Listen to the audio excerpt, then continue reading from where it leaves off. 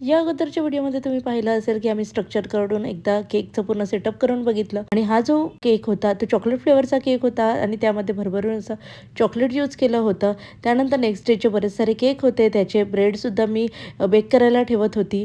क्रमकोट झालेल्या केकवर एकदा पुन्हा मी सेटअप लावून बघितला की परफेक्ट लुक येतो की नाही. कधी कधी काय होतं, पूर्ण सेटअप रेडी झाल्यानंतर या बटरफ्लायमुळे केक हलण्याची शक्यता असते, त्यामुळे आम्ही ह्यामध्ये स्टिकसुद्धा यूज केलेल्या होत्या. नेक्स्ट डे या केकची फायनल लुक करायला लागले आणि या पद्धतीने कस्टमरने कलर सांगितलेला होता, पर्पल कलर, आणि त्या बेबीचे फोटोसुद्धा लावायचे होते. जसं केक रेडी होत जाईल तसं आम्ही सेटअपही लावून बघत होतो.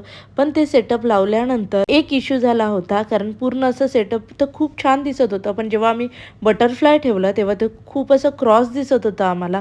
त्यामुळे तिकडे काहीही जाऊन व्हेन्यूवर गडबड नको, त्यामुळे पुन्हा आम्ही एकदा स्टिकचा उपयोग केलेला होता. पूर्ण असा सेटअप काढला आणि त्यानंतर हा आम्ही सेटअप ठेवून बघितला आणि फायनली हा पूर्ण सेटअप या पद्धतीने रेडी झालेला आहे.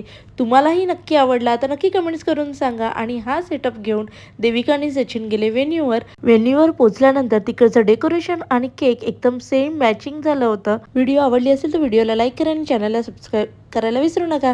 आणि असेच छान छान केक तुम्हाला हवे असतील तर आपल्या इन्स्टा ID ला नक्की DM करा. बाय.